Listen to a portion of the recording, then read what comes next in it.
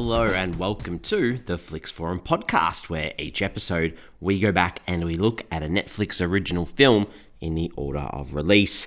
Today we have Netflix's 387th film from 2021. It's the South African romantic comedy called Trippin with the Kandasamys. It's directed by Jayan Moodley and stars Jailoshini Naidoo, Maeshni, Naicker and Mariam, Bassa. I am Jesse, I'm your host. Thank you for joining me today for this Netflix original film. As always, if you haven't seen this film yet and you might be interested in checking this one out, give us a pause and come back a little bit later on, because we will spoil this film as we progress through this episode.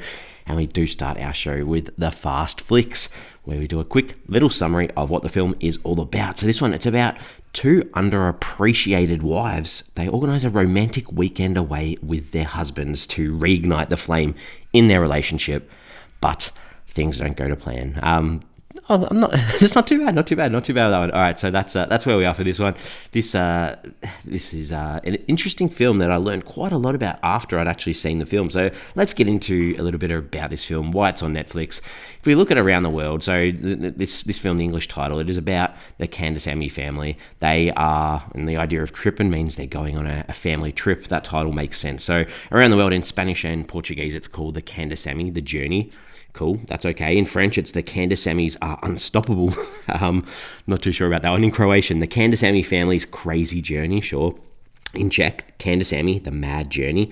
In Greek and Hungarian, it's the Kandasamy family go on vacation. Sure. The Japanese, here we go. What a title this one is.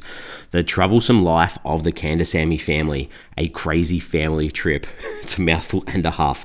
In Romanian and Russian, it's called Travel with the Kandasamy family. Chinese, it's the Kandasamy family, a wild ride. And in Turkish and Vietnamese, it's the Kandasamys on vacation. So all play with that idea of this family that we're going to learn a little bit about in this show as well. Going on a vacation or going on a family trip together. This, like I sort of said before, this took me a little bit by surprise. This is the third installment in a series. I had no idea. So I've got to take this, I guess, while I talk about this film, I've got to go, cool, I haven't seen the previous two films, so I think they probably did a pretty good job with this film of actually getting to understand the family and the characters without actually having seen the other films. But anyway, so this follows Keeping Up with the Kandasamys and Kandasamys The Wedding. There is also a fourth film too on Netflix called The Kandasamys The Baby, and that was released in 2023. So the first two released theatrically in South Africa, big hits in South Africa, and the last two being Netflix originals. I think this is interesting. I tried not to look too much about the other films, but in the previous two films, I found this a little bit wild that the two main characters, Jennifer and Shanti, they'd been enemies in those two films. Now they're almost like biffles or best friends for life forever or whatever it is. I thought that was interesting. I think and you can obviously work it out, the title of the film, it's a reference to the big American reality television show that many people would know, Keeping Up with the Kardashians. So there we go. The cast and crew, they worked long days for 5 weeks straight to film this film, and the director Jayan Moodley, she spoke about the collaboration with Netflix. She said, as a South African filmmaker, the feelings are a mixed bag of delight, absolute thrill, happiness and excitement. To have our story on the world's largest streaming service and to be able to share a slice of South Africa with over 190 countries is nothing short of awesome. It's the stuff dreams have made of. She also said that dealing with Netflix for the last 18 months, from legal to accounts to production to marketing and a host of people, I felt like someone was holding my hand every time. The partnership means the film is going international on a worldwide platform. We couldn't ask for anything better. We want to also offer gratitude to Netflix for helping us tell our stories to the world and giving us that opportunity to be authentic and true to our communities. It's been a while since we've had a director come out with such nice things to say about Netflix, but this is that general consensus that we get from directors when they talk about working with Netflix, that it's a dream. You get the money, you get the time, you get whatever you need to make that vision that you want to make as well. This did hit Netflix on the 4th of June 2021. This was filmed in Durban in South Africa, and it's a very Indian family story in a South African setting and location too, so something a little bit different. But let's talk about the critics and the audiences. What are they saying about this film? If we look at Rotten Tomatoes, only has 3 reviews. So there's no consensus there. There are 2 fresh and 1 rotten, so that doesn't tell us much. The audience sits at 67% on Rotten Tomatoes. That's on less than 50 ratings. So again, not an awful lot of data. And the same with everywhere else. There's nothing on Metacritic for this film. On IMDb, there's only 466 ratings. That is super low, but it sits at a 5.3 out of 10, so that's okay. Letterboxd, it sits at a 3 out of 5. Again, good, but only rated by 321 people and only logged by 468 people. So, oh, man, maybe South Africa just doesn't have a big community that uses IMDb or Letterboxd, but there's not many eyeballs on this film. So what's my take as an Australian watching a South African Indian film? I think it started off and I was a bit like, oh no, not this one. I'm not going to be able to deal with another Indian comedy type of film. But once I got rolling and I knew what I was in for, I kind of enjoyed the rest. It's nothing groundbreaking, pretty watchable and nice enough. So that's fine for me. Let's talk about the characters. Obviously, I don't know the background behind these characters. I haven't seen the previous 2 films, but I'll talk about them from this film's perspective. So we have Jennifer and Shanti. They're the 2 main leads. They're the best friends. They're the wives of the 2 men in this film. So Jennifer's husband's called Elvis, and Shanti's husband is called Preggy, and both these men are very ordinary in this film. We don't see anything positive from them. They're always trying to sneak around and do things behind their wives' back. They want to spend time with each other rather than with their wives. Not very nice characters, but I think that, the friendship that Jennifer and Shanti have, and they both have this same feeling. They're sick and tired of being ignored by their husbands, and they feel like they deserve better, especially Jennifer, and she especially gets frustrated with the attention that's taken up by Elvis by this other woman, Preggy's sister, which is Shanti's sister-in-law, but she's strong. She's a strong woman, and she's able to stand up for herself. And the same for Shanti too. I mean, Preggy's the same as Elvis, just useless. But I think Shanti, she's constantly doing what Preggy wants from her. He wants tea, like the drink tea, and she's always doing that. And I guess it's a nice symbolic moment towards the end where he finally makes her a cup of tea, but she's also happy to stand her ground too. The other character, I'm not going to talk about too many. I'll talk about Prashen, that's Shanti's son. He has a wife called Jodie, and I'm guessing the previous film, The Wedding, is about their wedding. That's just a guess, but because they appear to be recently married, and they just want some alone time together so they can get pregnant, and they have issues in getting that intimacy or that intimate moment without people interrupting in this big family unit. They also have issues with pregnancy, which is almost their journey, and that's covered throughout the film too. Ayo's the grandma. She's Elvis's mum. She's sort of meant to be the comedic relief, I guess. She's ignored, not wanted around by the family at the start, but is very happy to tell it how it is and how it comes at various stages in the film. And her voice is the narration at the start, a little bit throughout the film, and especially at the end, about the ups and the downs of relationships. So I started off thinking that she was going to be painful, but she did add a bit of humor and heart throughout the film too. So and not a bad character there.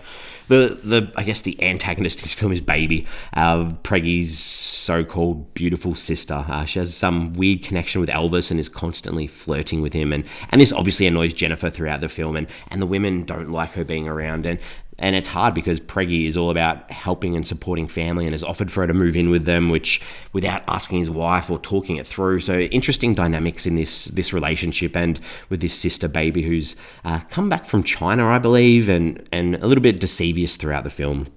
The director, Jayan Moodley, she's got 6 directing credits, 4 of those being the films in this series. Her debut was in 2010 and it was called White Gold, and also has a film from this year, 2025, called Meet the Cumulos, which, looking at the poster and the trailer, it's a Netflix original film and it looks like it follows the same structure of this series, that family dynamic. So maybe an interesting one to watch too, or we'll probably get to on this show in about 2030. All right, let's talk about some scenes. What are some scenes that stood out? What did I like? What didn't I like? The parts that are good. The men, there's a moment where they're all throwing food at Baby's face for her to catch it in her mouth. Like, gross. But she asks Jennifer and Shanti walk in, and she says, "Can you catch nuts in your mouth?" And Jennifer's response is, "No, but you look like a pro." It's such a dumb joke, but it made me laugh. There's a moment where Elvis and Jennifer, they're finally getting a romantic moment together, and they're about to get into it, and he says, "Oh, baby," and Jennifer cracks it because we've seen how much he's sort of fallen head over heels for this baby girl, and she's like, "That's all you can think about is her." That was well done. This moment is probably my favourite moment in the film. Baby's on the phone on the beach. It's nighttime. Jennifer and Shanti are hiding in the bushes with binoculars, trying to eavesdrop on her, get some info on how they can get rid of her. And she sort of hears this noise. Baby hears this noise in the bushes and turns around, and the women are like, Shanti and Jennifer are like, oh, she's heard us. Let's pretend we're birds. And they start making this arrangement of bird noises like turkeys and ducks, and then they're like, you sound like a hyena. It was funny. It was very, very funny. I thought that was good. Jennifer and Shanti and Grandma, they're going through Baby's suitcase to try and find some more information on her. And Grandma finds this thing. She's like, oh, it's a massage machine and it's vibrating. It's clearly a vibrator. That was very funny. And finally, the birthday dinner where Jennifer and Shanti stand up to the men. And it's revealed that Baby is conning the men of the family of money. I thought that was really well done. A good dramatic moment in this otherwise film that tried to play the laughs most of the way. What didn't work? A couple of things. Jennifer and Shanti, they're on the phone before they leave for this trip talking about their excitement, and the grandma Aya, she's on the other line, and they just tried to make it funny that she's in on listening on their call. That wasn't funny. Jennifer and Shanti, they're packing the car to go on the holiday, and the husbands rock up in this new looking car. That's another side question, I guess. How do they all afford these expensive Mercedes-Benz? But anyway, they rock up with this new car, and they're talking about, how good the curves are and how sexy it is. And Shanti and Jennifer think that the men are talking about them. It's clearly they're talking about the car, and it just clearly wasn't funny. Baby's entrance to the resort where they're staying. It's supposed to be all sexy with this song called Bad Chick as she slow-mo walks through. That was lame. Jennifer and Shanti have this fight on the beach over Baby being there. I thought that was super lame. I'm not sure if that's a reference to previous films about how they had it out in the past, but they're like throwing sand at each other and then they make up really quickly. I just didn't know it was needed. And the girls, they drug a drink to take Baby out at one stage, but then they give it to like the young son. That also wasn't funny. And finally, Baby in the swimming pool. They're by the resort pool, and it's like all these glamour shots of her flipping her hair in the water and her in a bikini and the men all staring. I just thought it was a gross scene because, it was just gross. Anyway, what's the film trying to say? What are some themes, some ideas, some motifs? The ideas of struggles, the struggles of marriage and feeling unloved or unnoticed at times after being together for such a long time too. And that idea too of not taking things for granted. The ups and downs of a relationship are very important on how you come back or bounce back from those too. And that honest and truthfulness that's so important in relationships. And there's a very blatant line in the film when the men are all fishing together. I think it was the truth, like a dead fish, finds its way to the surface or something like that. So being truthful, silence at the back end, it's how deafening it can be and unsettling, especially when you're used to having so many family members around and everyone in your ear all the time, how unsettling that can be. And the two women in this film, sisterhood, that generational change in women being able to stand up for themselves and say what they're thinking, I thought that shone through very nicely too. What did I take away from this one? So based on, we have done a lot of Indian style films on this show, and I think based on some of the ones we've covered on the podcast, it was nice that we're probably maybe about 10 characters that you needed to focus on instead of like 100. So I think it made it so much more enjoyable and more relatable that you're only focusing on a couple of characters. So I thought that was a good takeaway for me. Some questions, some pondering, some thoughts, some ideas. The way that the husbands treat their wives in this film for the majority of the runtime is very ordinary. I hope they haven't been like this in the previous two films, and that it's just taken them to the end of the third film to turn this around. Because if that's what they're like in the other films, I'm very worried for if I'd like those first two films. That's obviously just a thought. The couple at the start, they get married, obviously related. There's this marriage. Then they appear at the end having the baby because she was pregnant at the marriage. I'm guessing they were characters in the previous films. I mean, if they are and they're just like a cameo sort of thing, then maybe that works. But other than that, they were just bookends for a film.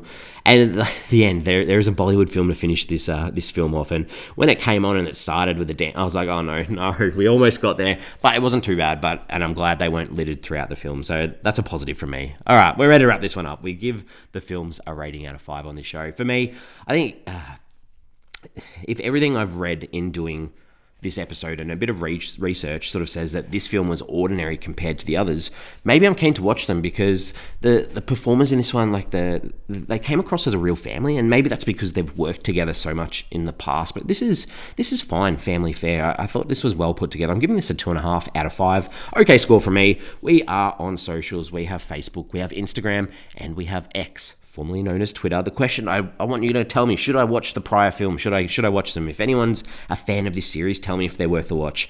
Other than that, we are back again next week. We are back for another international film. This one, it's a Spanish one from 2021. It's a revenge thriller and martial arts film called Extreme, or in Spanish, Extremo. It's directed by Daniel Ben Mayer and stars Tio Garcia, Oscar Casas, Andrea Duro, Oscar Janada, Sergio Perez Mencheta, and Alberto Jolie. So give that one a watch if you're interested. That sounds like a revenge thriller martial arts film. Might be a good one.